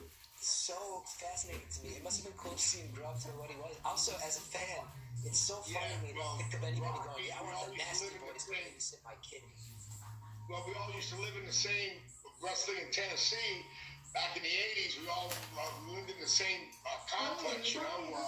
So, Ada and Rock. Yeah, no, longer than me. it's just about done, babe. Rock was 14 and 15, so he wasn't no little baby. This show's almost done, trust me. Down to us, and yes, we did feed him beers, and he will tell you that. Declaring war? He's the #1 actor in the world today, so them beers must have did him a couple good, when giving him a couple beers when he was 15 must have did him good. Well, I got a 1-year-old. Maybe I'll let the Nasty Boys babysit him someday. We're good babysitters. I can't wait. I'll give you a call. Greg, you were talking before about how Vince would protect the guys. That came up in the documentary, that maybe he protected Snuka in the Nancy Argentino situation. Now, talk to me about why you guys were such assets, because you were right there. It was the territories forever, and then all of a sudden, Cyndi Lauper's involved, Mr. T is involved. The first album I ever owned was the wrestling album, Junkyard Dog, Grab Them Cakes. Valentine's tired, yeah. This national explosion where you guys are legitimate celebrities now, even outside of the wrestling world. That must have been head spinning. Oh yeah, I mean WrestleMania 1, you realize that this is going to get bigger and bigger and bigger, and it was fantastic. Pay-per-views were always just about boxing, but Vince McMahon had the WrestleMania 1, and it was a big deal. They had Muhammad Ali there, and Billy Martin and Liberace, and Cyndi Lauper with the Rock and Roll Connection with Captain Lou Albano. That's when wrestling really boomed. I've always heard this about Snuka, that in the WWF days, at the tail end of that, he should have been the champ. He was the most over guy, but they just kind of knew this guy, he's messing with drugs. He might not be the most level-headed. Is that, I don't need you guys to name names, but is that a thing do you see that in the wrestling world? Are there other guys who just kind of can't get out of their own way? sometimes I don't believe that. Sometimes I believe that the guy's so over, he don't need a belt. You never seen Andre have a belt. He was a draw, exactly, yeah. And he was a big draw.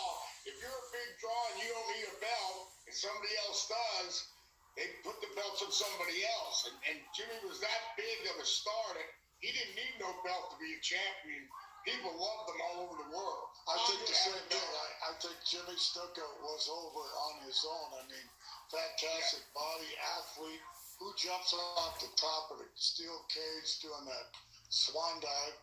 You know, Jimmy Snuka didn't need a belt. And then when Piper, they did the angle where Piper hit Jimmy Snuka over the head with a coconut, that was a big deal. Real big deal. That was a big deal. We're going to go ahead. We're going to take a look at another cutscene that actually looks at Snuka before he was the Hogan, before he even got into wrestling. Also looks at some of the hazing that went on back in the day. Do you remember the first time you actually met Jimmy Snuka? Oh, yeah, Dean's Gym, long before I started wrestling. And he was around. He was driving the big trucks to go to and deliver to all the liquor stores, which is a funny story because everybody's dead now, so it doesn't matter. But he used to park his truck, big liquor truck, you know, he's dropping off to 10, 12, 15 liquor stores all around Honolulu and delivering to there. So he leave his truck with the keys in the ignition. So Fuji, my manager, Fuji and his partner, another guy, stole the truck. And they took the truck and they took all the booze and all everything out of the truck and left it at his friend's house. And Snuka came out and said, oh, where's my... Jesus, my truck's gone. And then they found the truck and I think he lost his job. I want to hear about your guys' reaction to that when we get back. Also, we're going to be joined by journalist Adam Clark. He's the one who wrote the story that brought all of this stuff back into the public eye. Of that and more, we return on Dark Side of the Ring after dark. Jeez, so that's crazy, guys. I mean, what's next? What's next? His world was the wrestling world. It wasn't the organized crime world. He screwed up. You hear all kind of different stories, you know, about what happened. Dino Bravo. Sketchy on everything. He got 11 bullets in the body and 7 bullets in the head. Let that be a lesson. Everybody's touchable. Dark Side of the Ring. New episode next Tuesday. Next week is Dino Bravo. Dino Bravo. That's next week. We're gonna have a great time next week too. Sammy Talks is still here. Awesome, man. Yeah, I mean, wow.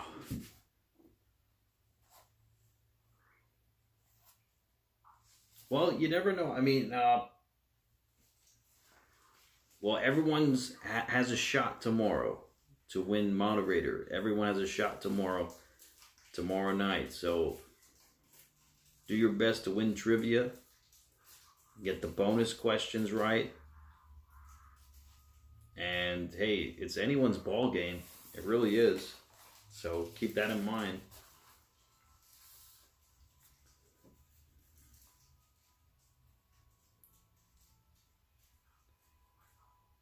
Depression. Well, try not to be that depressed, man. Just try to think about how, you know, try to think about the good things in life. Greg the Hammer Valentine. Joining us now, the journalist whose article brought all this stuff back to the surface, Adam Clark. Welcome to the show. Thanks for having me. Now, Adam, I want to ask you first, one of the sentences I got, because it's so hazy, and he never went to trial, the Argentino family never got that testimony firsthand. On a basic level, if this guy wasn't a wrestler, and specifically if he wasn't Jimmy Snuka, do you think he even gets to walk out of Allentown that night? You know, it's hard to say. It was a difficult case, I think, in some ways, because as I mentioned in the documentary, you have a dead body, but you don't have a confession and you don't have an eyewitness. So it wasn't necessarily a slam yeah, dunk case. it's just about over. Prove beyond reasonable doubt that a jury is going to believe that this is what happened. And as we see, even all these years later, knowing what we know, there are people out there who are going to believe that Jimmy Snuka did not do that. So it wasn't necessarily 100% they were going to get a conviction on anybody with that evidence. Greg, I don't know if you were in Allentown around the same time. I know that the tapings, all you guys would show up there around the same time usually, or if you weren't, what was the locker room talk about this? I'm sure everybody heard about this, whether you were in Allentown that day or not. I was in and out of there from '79 to up to '92, but I wasn't in Allentown when it actually happened. But I did hear about it, and I heard that she didn't die or anything that night. It was like 2 or 3 days later, and nobody. The rumors or all the scuttlebutt or whatever, the talk was, nobody accused Jimmy of pushing her or that Jimmy had anything to do with it because she died 3 days later. But she had, she got hit over the head. The rumor was that she fell in the shower, but nobody thought anything of it. And then 3 days later, she dies. Adam, I gotta ask you, because I can only give my personal opinion, what I saw in the doc, what has been put out there. Clearly, everybody's hearing different things. My personal opinion, the interviews with some of the police in the documentary, even to this day, seemed maybe evasive, maybe like people weren't on top of their stuff back then. I wonder if you could tell me, it seems like Allentown must have been making a lot of money off of this relationship with the WWF. It seems like there might be reasons people would look the other way. Yeah, it's hard to say. I was not there yet. I was not even born yet when this happened in '83, so I don't know for sure what the relationship was between the city and if there was a lot of money there. But I think throughout the whole process, the people who have investigated this have been somewhat defensive because in their mind they investigated this to the fullest of their capabilities, and whether or not they're happy with the result of that, they did their job, and nobody necessarily loves having their job questioned over a period of almost 40 years. Brian, I want to ask you, it's really wild to me that you lived there and heard about it then, but then later in your career, Snuka was staying in your house, and you said before, nice guy, so you never saw him lose his temper, you never saw him at the end of a long stretch where he was exhausted, or maybe he'd been drinking together and, smoke a couple doobies here and there, but no, I never saw him go. I heard stories, yes. I heard stories about a lot of Samoans, but I never heard him, throwing like women around or anything like that. Adam, it must be so odd for you people idolize him as a superstar, and you're hearing that amongst his network of contemporaries, he was regarded as such a nice guy. And then I felt like in the documentary, one of the scenes that hit hardest for me was you explaining finding that autopsy report. It must have felt like you're reading about a completely different person than you hear people talk about. Yeah, and I think that's why it's so difficult for fans and a lot of people who knew him to try to reconcile these two different stories that they might hear. And remember that we only have two accounts really of what happened on that night, and they both come from Jimmy. There's the version where she slipped on the side of the road and he wasn't involved at all, and then there's the version where there was some sort of altercation where he either hit or struck or pushed her in some way, and she fell down. But that version of the story came from Jimmy Snuka's mouth, not from anybody else inventing that story. Then even here tonight, all these years later, Greg heard something slightly different. Brian heard something slightly different. It's such a hazy thing. And Adam, I have to thank you for being here. And I also have to say, it's pretty amazing what you did. And to watch the story how that unfolded, kudos to you in chasing the story as far as you did. Thank you. All right. Well, when we get back, we're going to see a sneak peek of next week's episode. We're going to be joined by Irv Muchnick. Don't go anywhere. Dark Side of the Ring After Dark returns after this. All right. That's kind of crazy. I mean, everyone's got a different story. It's definitive. I feel like it's definitively positive that there was some hanky-panky going on there, and yep, Jimmy Snuka, he's to blame. And it's a shame. Really is a shame. She was a young girl, 23 years old. I mean, shouldn't have happened, guys. Shouldn't have happened.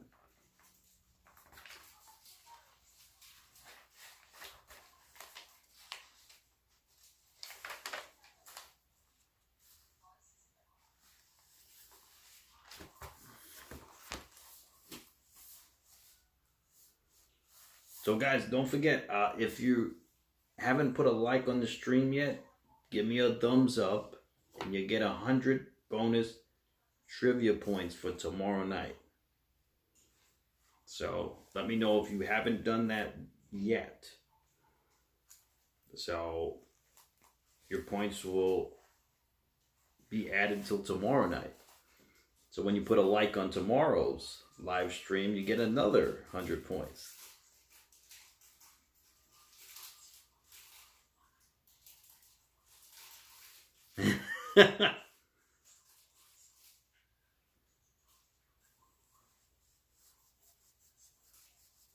That's awesome, Mike. See, that's how you got to do it. Yeah.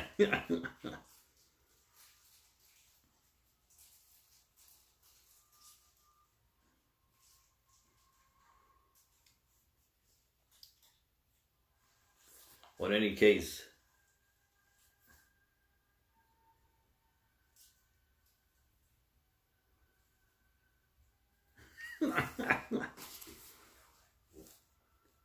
yeah, we're gonna have a great time tomorrow night too, guys. Jeez. So it's definitively yes, it did happen. Superfly Jimmy Snuka. Too bad. Really too bad.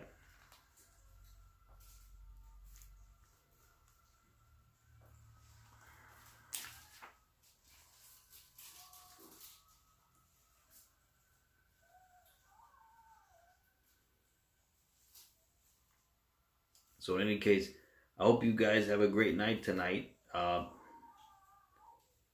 This show's about to end in just a moment. We had a great time, and we're going to continue on tomorrow for the live stream. So hope you guys can join me tomorrow as well. We're going to have a great time.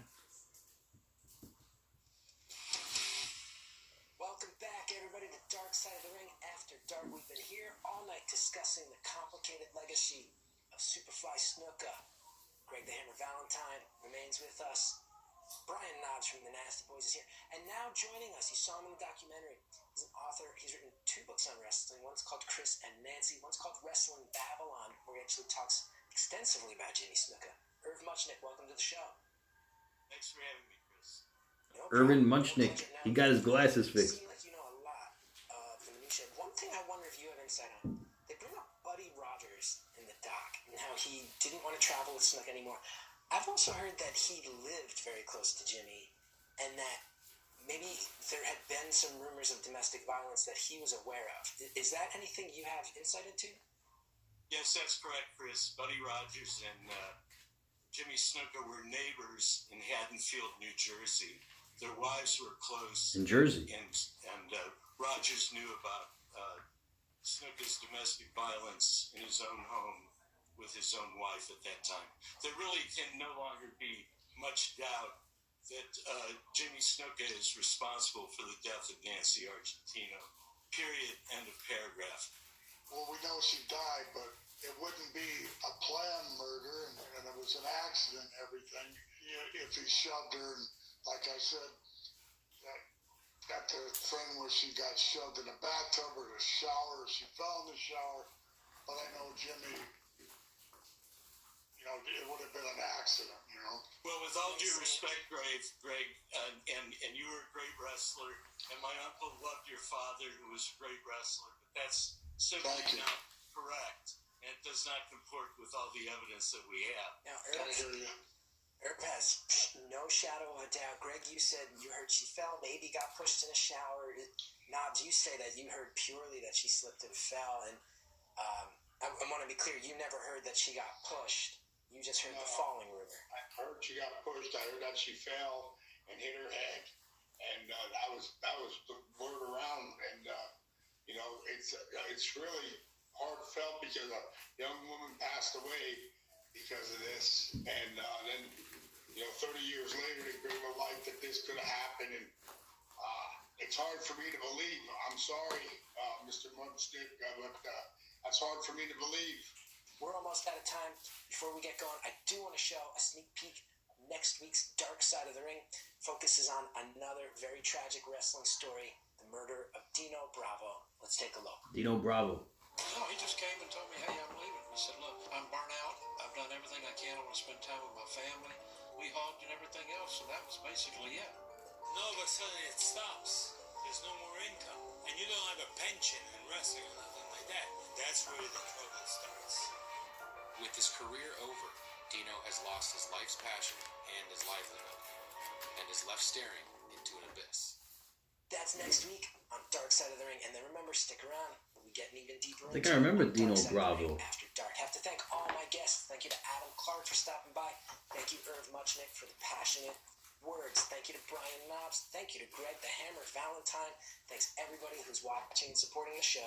See you next time on Dark Side of the Ring After Dark.